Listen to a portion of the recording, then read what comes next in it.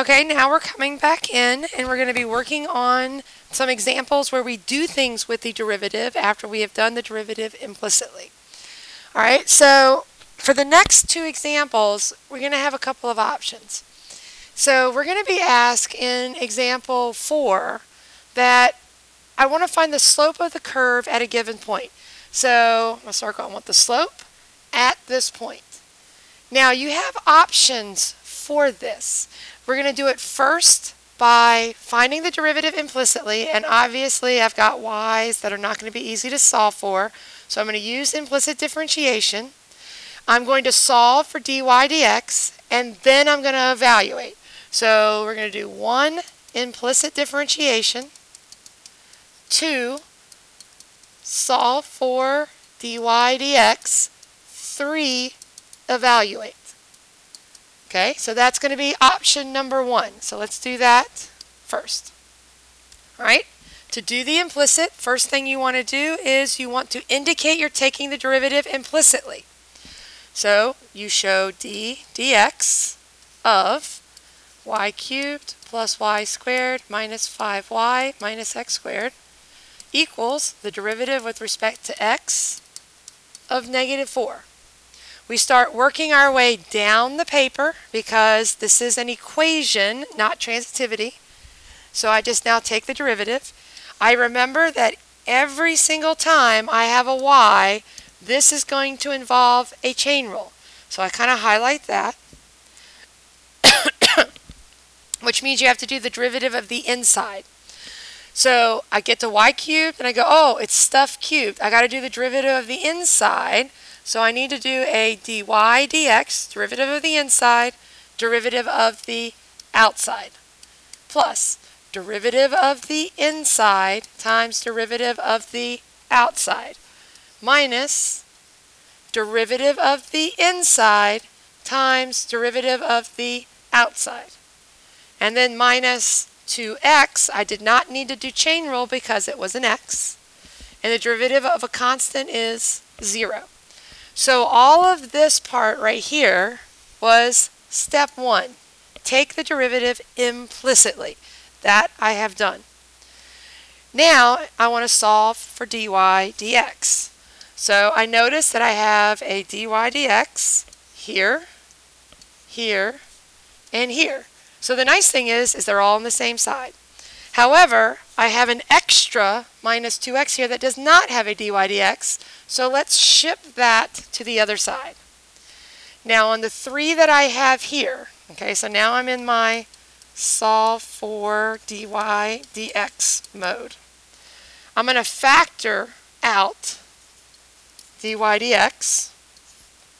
You're left with 3y squared plus 2y minus 5 equals, move the 2x to the other side. Then your next step, this becomes so easy after a point, just get the dy's on the same side, factor and divide. That's every single time you factor and divide. So you're going to end up with dy dx equals 2x over 3y squared plus 2y minus 5. So that is my solve for dy dx. Now notice that my dy dx here is a function of x and y, which does not bother me because luckily they gave me the x and the y up here in the point. So to answer the question that they asked me, okay, so this was number 2, what I did. Number 3, I now need to evaluate. So let's draw a little line. So it's be number 3. Now you do need to label it. So it's going to be dy dx. Now what we would have done before is said evaluated at x equal to, but this has an x and a y, so we do evaluated at 1, -3. So we show that we're plugging in 1 for the x and -3 for the y. So we plug and chug 2 times 1 over 3 times -3 squared plus 2 times -3 minus 5. Now, typically I would say walk away, but because I'm comparing this to something else, let's go ahead and simplify. This is 2 over 27 minus 6 minus 5, 27 minus 11 would be 16 or 1/8. All right, and so we have found the slope at 1, negative 3. We may want to label this dy dx as slope at 1, negative 3, just so we get sure we have answered our question. All right, so now this strategy was take the derivative implicitly, solve for dy dx, and then plug and chug to get your evaluation.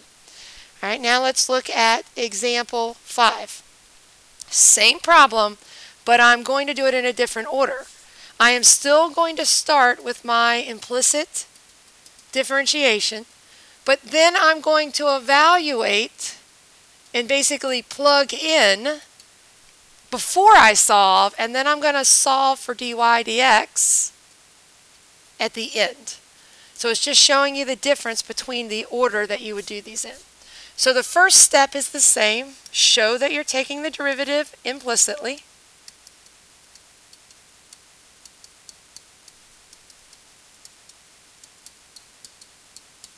Then actually take the derivative, and I'm going to do it very quickly because we just did it on the last page. It would be dy inside times 3y squared, derivative of the inside times 2y, derivative of the inside times 5 minus 2x equals 0. So this first step, number 1, is exactly the same as what you did on the previous page. Now here's where you go separate or break away. Now we're going to evaluate. Now the evaluate, you do have to make sure that you show that you're plugging in. So you might need to say something like plug in 1, negative 3, colon, so that they tell them what you're doing. And then you just plug it in. So dy dx times 3 times negative 3 squared would be 27, plus dy dx 2 times y would be negative 6, minus 5 of these dy dx's, nothing to plug in, minus 2 times 1 equal to 0. So I plug in there. That's my evaluate step. And then number 3, I'm going to solve for dy dx, colon. Notice that you have like terms. I have 27 of them, minus 6 of them, minus 5 of them, which is exactly 16 of these dy dx's. I have a minus 2 right here, so I'm going to move that to the other side. And then very quickly you can see that we get the same answer we got before. Dy dx equals 1/8. So you'll be able to choose what order you want to do those in. This is a little bit, when you solve for dy dx, it's a little easier because it's numbers, but they're both fairly straightforward. You get to choose which option you want. So example 4, example 5. All right, now let's look at example 6. They will do this to you, and you have to understand that you need extra work on this. Notice that on this one, I'm finding the slope, dy dx, at x equal to 1 for this equation. And I see that this equation is implicit. And then you maybe at this point go, wait a minute, they did not give me the point. They only gave me the x value. But you know that if you go to take the derivative implicitly, you're going to need both an x and you're going to need a y value. So you kind of have a kind of pre-step to this, in that your pre-step is going to be you need to find y when x equals 1, because you're not going to be able to plug in to find dy dx unless you have both the x and the y. So to find, and I'm not going to try to solve that for y, I'm just going to plug right in. You have y squared plus 1 equals 2 times 1 times y. Get your, because it's a quadratic, subtract, it would be 2y minus 2y, moving that to this side, plus 1 equal to 0. Solve your quadratic, y minus 1 squared equals 0. So the solution is y equal to 1. So I know that my point is going to be 1, 1. So they kind of hide in there that you're going to have an extra step. All right, so now we're going to take the derivative implicitly.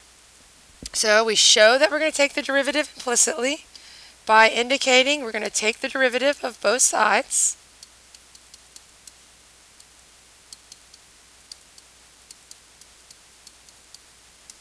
We're going to remember that everywhere that there is a y in the problem, I'm going to need chain rule.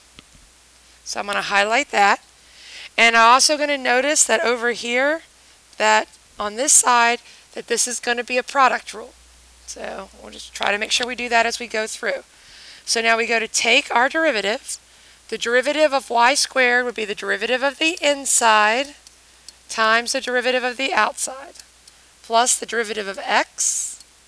And then we have the derivative of a product, so the first derivative of the first times the second plus the first times derivative of the second. So that gets you to there. Now, at this point, you have two options. Okay, I'm going to kind of do a little T-chart here with my two options. One, I can solve for dy dx. I have a dy dx here and here. So let's move them to the same side. So I would have a dy dx, and I like to, when I move them to the same side, go ahead and factor. I have this times the 2y.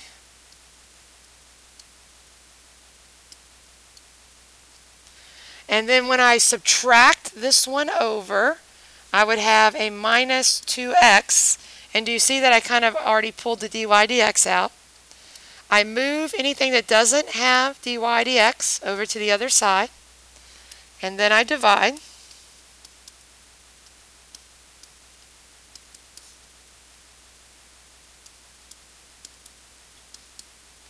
And then at that point, I wanted to find dy dx at x equal to 1. Then I would plug in for that final step. So now I'm going to label it. I'm going to put it in a different color so that way we can see that this was our answer. I want to find dy dx. I'm going to evaluate that at 1, 1. If you get to this stage and you go to plug in and you realize you need a y, you'll go back up and do what I did up here at that point. So then you plug in your stuff, 2 times 1 minus 1 over 2 times 1 minus 2 times, and you go, oh, wait a minute. I believe 1 over 0 is undefined. The derivative at 1, 1 does not exist. It does not exist. Okay?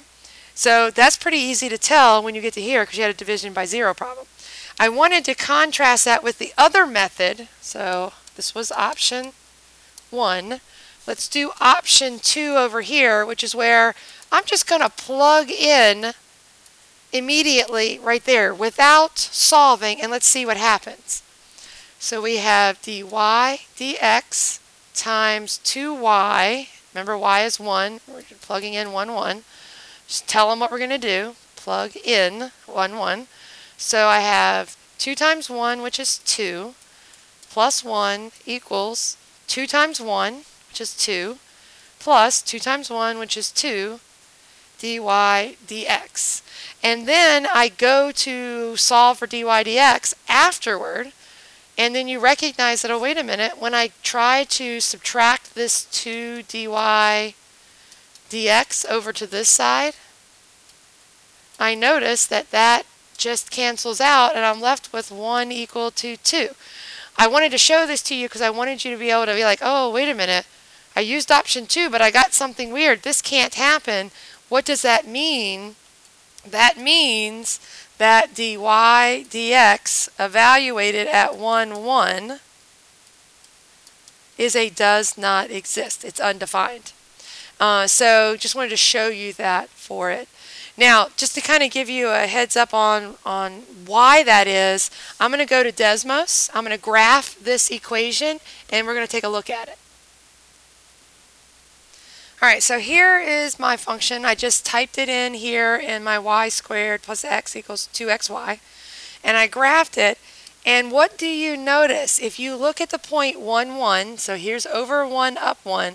So that is the point 1, 1. And you're like, why did the derivative not exist? If you notice that right there on that relation, which of course is not a function, if I were to look at the slope of that tangent line, that slope is undefined because you have a vertical tangent line. So it does match and make sense to what we are looking for. So I just wanted to show that to you, so in case you saw that, what happened. Alright, so I'm going to stop this video now, and I'm going to go to the next part of the video, which is some of our applications.